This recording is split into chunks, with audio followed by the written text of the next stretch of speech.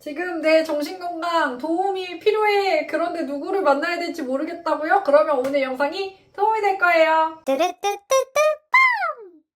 안녕하세요. 여러분들의 심리학자 친구 서늘한 여름밤입니다. 우리가 지난 시간에 우울증으로 착각하기 쉬운 양극성 장애를 다루면서 그럼 내가 어떨 때 어떤 정신건강 전문가를 찾아가야 되는지 다뤄보자고 이야기했었잖아요. 그래서 오늘은 우리가 일상생활 속에서 흔히 만나볼 수 있는 정신건강 전문가, 정신과 의사, 심리상담, 그리고 코칭을 중심으로 이야기를 나눠볼까 해요. 저는 정신과, 심리상담, 코칭 모두 다 받아봤는데요. 일단 정신과 치료는 지금도 받고 있고요.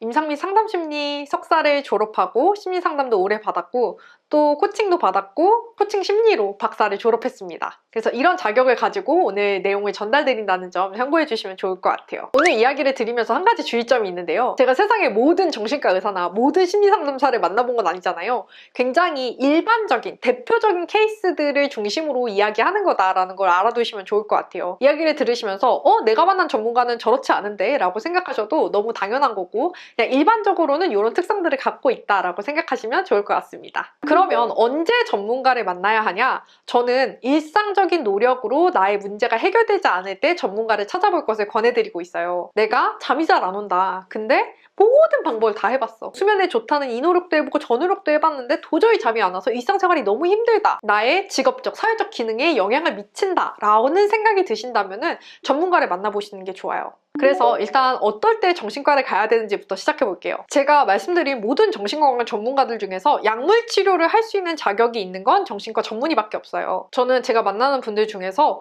불면증이 너무 심하거나 아니면 감정 기복이 혼자서 조절하기 어렵거나 환각, 환청 등의 증상이 있을 때는 정신과를 방문해 보라고 꼭 권해드리고 있어요. 예를 들어 저 같은 경우도 저의 일반적인 모든 노력으로는 저의 감정의 각성과 저하를 이런 기복을 조절할 수 없기 때문에 약물의 도움을 받아서 그걸 조절하고 있습니다. 그러면 나는 정신과에 한 번도 안 가봤다. 어떻게 가봐야 되냐? 라고 했을 때 가장 현실적으로는 집 가까운 곳을 추천드려요. 왜냐하면 정신과 치료를 한 번 받기 시작하면 한 2주에 한 번 정도는 정신과를 방문해서 약을 처방받아야 되거든요. 근데 너무 멀리 있으면 이 2주에 한 번 가는 의지력을 발휘하는 게 생각보다 쉽지 않기 때문에 일단 집 가까운 곳을 위주로 찾아보시고요. 정신과 방문이 처음이라고 했을 때 심리 검사를 권하는 정신과도 있어요. 근데 심리 검사 비용이 싸지 않아요. 한 20만 원에서 50만 원까지 꽤나 부담스러운 비용인데 이걸 권해서 정신과를 믿지 않는 경우도 있거든요. 근데 사실 정신과가 처음이라면 정확한 진단을 가지고 약물 치료를 시작하는 게 조금 더 유리하기 때문에 조금 비용이 들더라도 일단 심리 검사를 한번 받아보시고 그거에 근거해서 치료를 받으시면 이 치료의 효율성이나 아니면 기간 자체가 조금 달라질 수 있는 부분이 있어서 저는 정신과에서 심리 검사를 권하더라도 이거 돈 벌려고 하는 상술 아니야? 라고 너무 그렇게 의심의 눈초리로만 보지는 않으셨으면 좋겠어요. 정신과에는 주의점이 있는데요. 일단 정신과에서 심리 상담을 받을 수 있다고 기대하시는 분들이 있어요.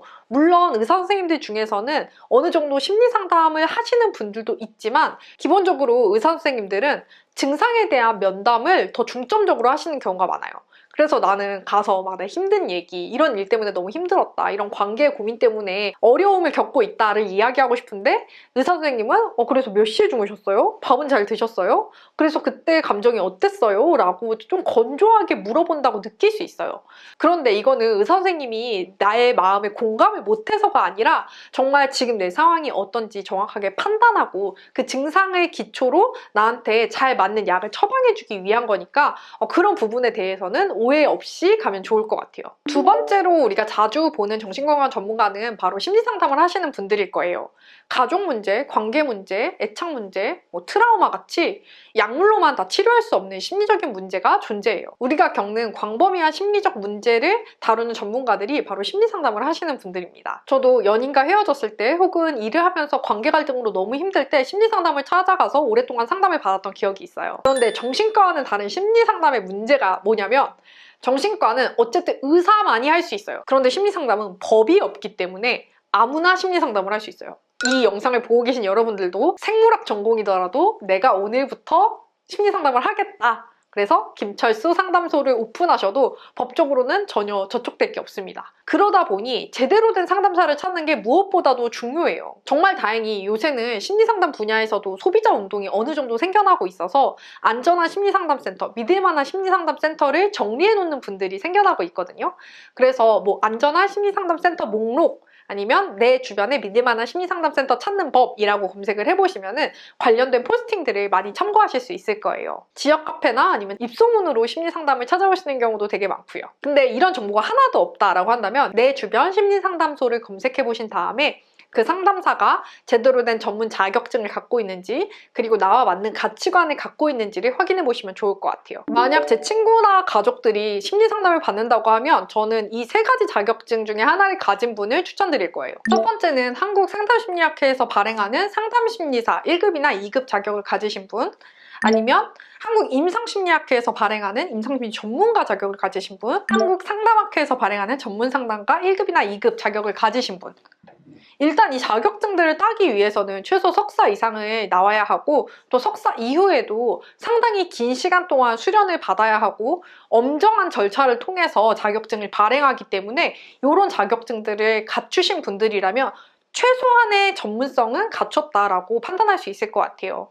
그런데 전문성만 갖췄다고 나랑 잘 맞는 상담사는 아닐 수 있어요. 그래서 상담사의 인터뷰나 상담사 소개를 올려놓은 것들을 보고 나랑 어떤 가치관이 잘 맞는지 확인해 보시면 좋을 것 같아요. 상담을 시작하기 전에 고민되는 부분에 있어서 미리 상담사와 면담을 해봐도 좋거든요. 내가 특정 성 정체성이나 애정적 지향을 갖고 있는데 이 부분에 대해서 제대로 다뤄줄 수 있는지를 확인하고 싶다라고 하시면 제대로 된 상담센터나 상담사라면 그 부분에 대해서 충분한 답변을 들으실 수 있을 거예요.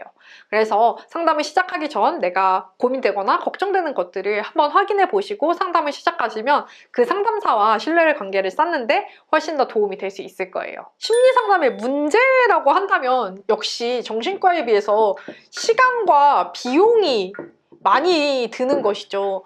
정신과가 제가 2주에 한 번 방문했을 때 약값이 10,000원 내외로 나오거든요. 그런데 심리상담은 50분에 보통 시가가 10만 원입니다. 그래서 정신과에 비해서 시간과 비용이 많이 든다라는 단점이 있지만 약으로는 해결할 수 없는 이 상담사와 내담자의 관계를 통해서, 그리고 내가 힘들었던 이야기를 스스로 이야기하고 나에 대해서 이해하는 것을 바탕으로만 해결할 수 있는 문제가 있다는 것을 고려했을 때 저는 심리상담은 가족과 오래된 갈등 혹은 해묵은 과거의 상처를 풀기에는 가장 좋은 정신건강 서비스가 아닌가라는 생각이 들어요. 마지막으로 여러분들이 만날 수 있는 전문가는 코칭을 하는 전문가들인데요. 정신과와 심리상담이 마음이 아플 때 그걸 회복하기 위해서 찾는 곳이라면 코칭은 마음이 아프지 않더라도 목표 달성이나 성장과 발전을 위해서 찾아갈 수 있는 정신건강 전문 서비스예요.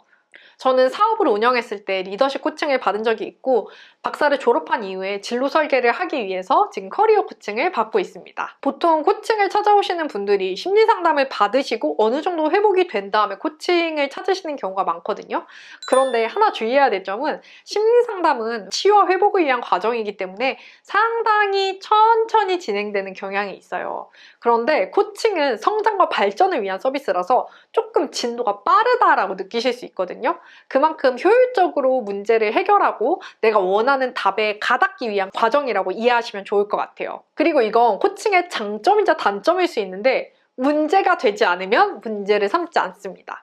아마 심리상담을 받아보신 분들이라면 공감할 텐데, 내가 애인과 헤어진 게 힘들어서 애인 이야기를 하고 있는데 상담선생님이 가족에 대해서 물어보시면서 가족 이야기로 넘어갔던 그런 경험들이 있을 거예요.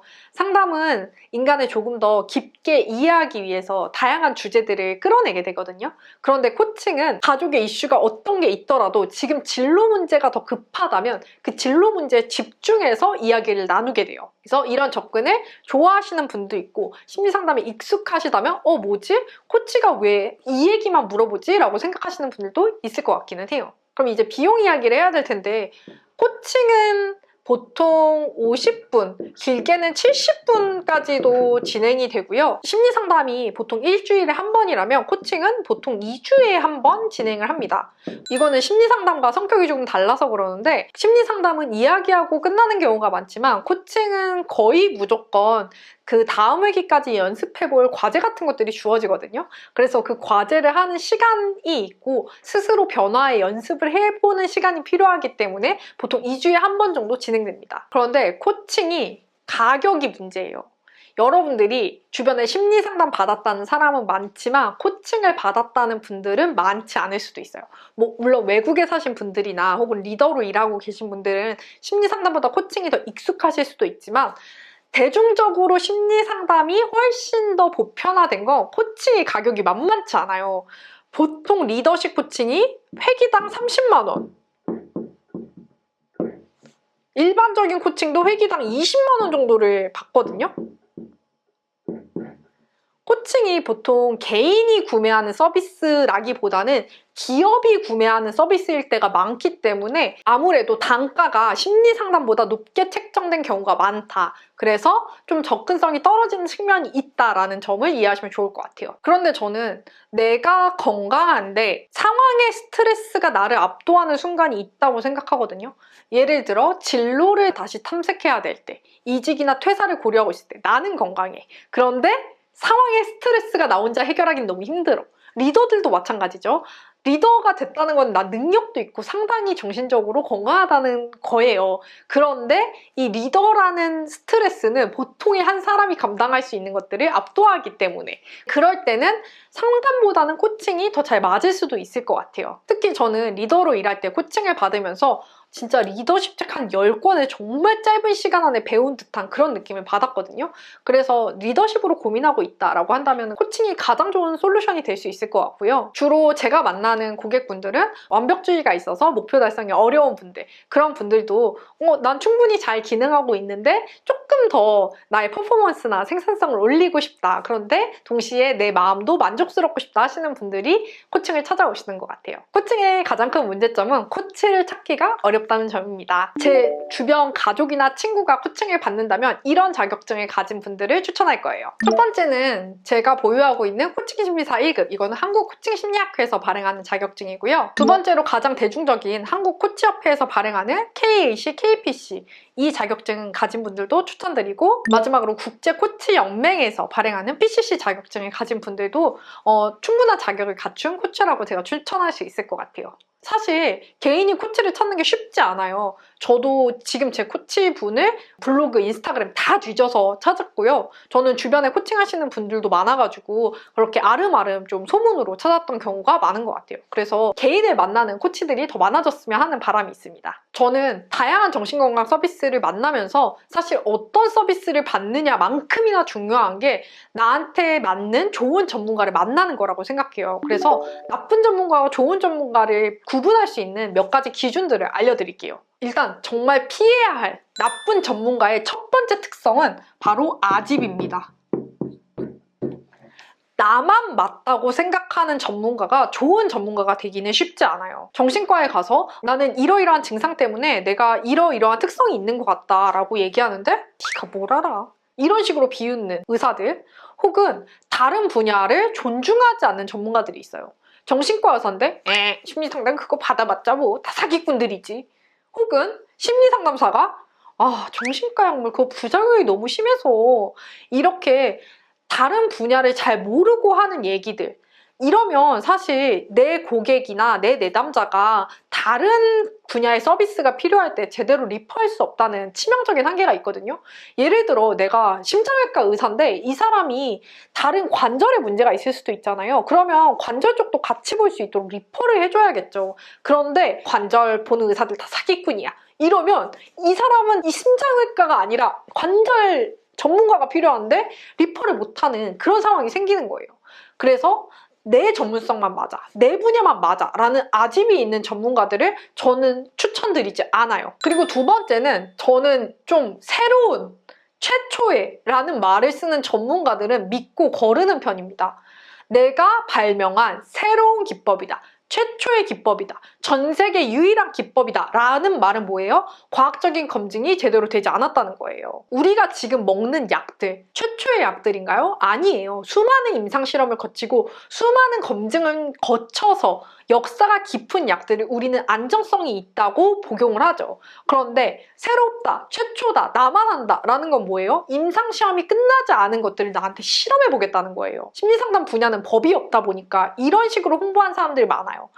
내가 세계 최초로 약 없이 조현병을 고치는 법을 알았다. 내가 전 세계 유일하게 우울증을 땡땡 기법으로 고치는 법을 알았다. 완치가 가능하다. 이런 식으로 홍보를 하는 경우가 많아요. 그런데 어떤 정신질환은 완치의 개념이 사실 많이 없거든요. 그럼에도 불구하고 사람들의 미묘한 약점을 건드려서 내 아이가 조현병인데, 내 아이가 자폐인 것 같은데 약 없이 고칠 수 있을까? 완치가 될 수 있을까라는 이런 희망을 정말 교묘하게 악용해서 돈벌이 수단으로 사용하는 사람들이 꽤 있는 것 같아요. 그래서 나만 할 수 있다라는 것들은 전문성과는 거리가 있다는 걸 기억하시면 좋을 것 같아요. 그리고 마지막은 불편함입니다. 나쁜 전문가가 모두에게 나쁜 전문가 아닐 수 있어요. 전문성도 있고 누군가에겐 좋은 전문가고 너무 필요한 전문가지만 나한테는 나쁜 전문가일 수 있어요. 마음을 다루는 영역에서 내가 정신과 의사가, 심리상담사가, 코치가 불편해서 내 마음을 충분히 드러내지 못한다면 저는 나한테는 안 좋은 전문가라고 생각해요. 그래서 이 사람이 정말 대가고 공신력이 있고 평이 좋고를 떠나서 내가 불편해서 이야기를 나누기 힘들다라고 한다면 나한테는 나쁜 전문가입니다. 반대로 경력이 조금 떨어지고 어설픈 부분이 있더라도 내가 이 사람을 만나면 되게 쉽게 이야기하게 되고 나에 대해서 잘 이해하게 되고 마음이 회복되는 걸 느낀다라고 한다면 저는 그 사람의 경력과 상관없이 나한테는 좋은 전문가가 될 수 있다라고 생각해요. 그래서 정신건강 전문가들을 만날 때는 내가 좋은지 싫은지도 저는 중요한 기준이 된다고 생각합니다. 그러면 좋은 전문가가 보이는 3가지 특성도 알려드릴게요. 가장 처음은 존중이에요.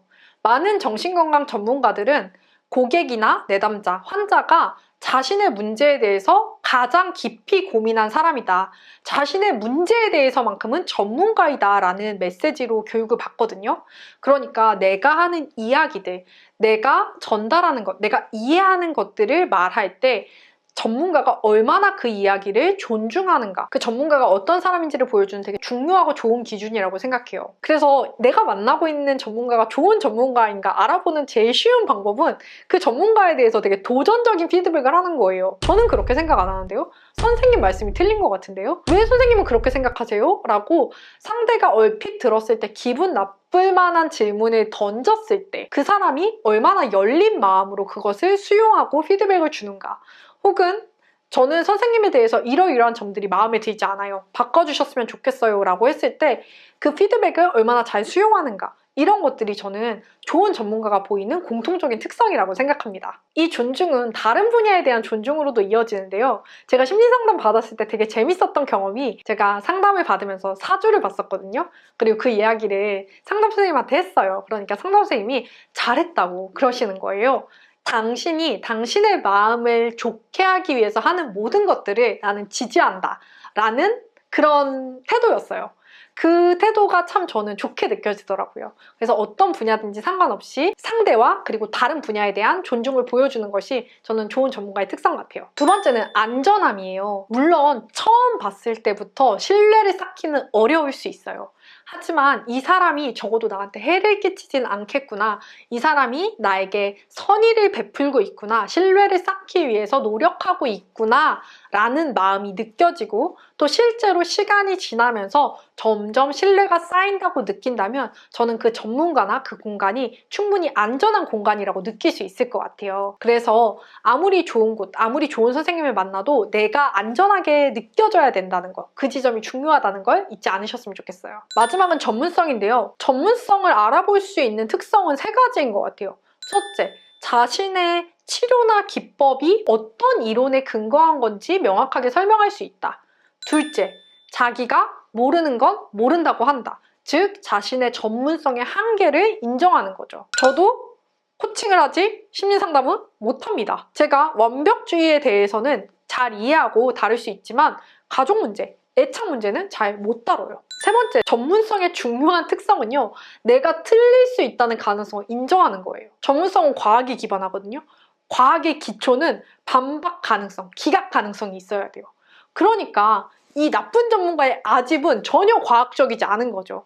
내가 틀릴 가능성을 열어놓고 늘 고객을 만나는 것, 혹은 내담자나 환자를 만나는 게 저는 좋은 전문가의 특성이라고 생각해요. 그래서 오늘 어떤 분야에 어떤 전문가를 만날지 한번 이야기 나눠봤어요. 저는 정신건강 전문가에 대해서 이야기할 때 이런 이야기를 하고 싶어요. 우리가 팔이 부러져서 병원에 가는 사람한테 네가 노력했어야지, 네가 치료되려고 회복하려고 노력했어야지 라는 말 안 하지 않나요? 제가 그리고 PT를 받고 있는데 PT를 받는다고 했을 때 그거 너무 트레이너한테 의지해서 운동하는 거 아니야? 라고 하는 사람은 없지 않나요? 근데 왜 우리는 마음의 문제에 대해서는 그렇게 이야기를 할까요? 정신과나 심리상담 선생님, 코치들 다 비슷해요. 우리의 마음을 회복하고 또 한편으로는 성장과 발전을 위해서 함께 노력하는 전문가들이죠. 우리가 전문가와 함께하는 이유가 있잖아요. 나 혼자서 해결할 수 없는 문제일 때, 혹은 나 혼자서도 해결할 수 있지만 시간과 비용을 절약하고 싶을 때 전문가를 만나게 되죠. 저는 신체를 다루는 전문가와 마찬가지로 정신건강을 다루는 전문가들도 여러분들이 필요하실 때 언제든 편하게 만날 수 있는 그런 전문가였으면 좋겠습니다. 혹시 정신건강 전문가에 대해서 더 궁금하신 점이 있으면 댓글로 달아주세요. 제가 아는 선에서 최대한 답변 드리도록 할게요. 그러면 저희는 정신건강의 기본인 수면을 한번 다뤄볼 거거든요. 제가 한 달간 수면 습관을 어떻게 개선했는지 하나하나 풀어드릴게요. 그러면 저희는 또 다음 시간에 다른 이야기로 만나요. 안녕!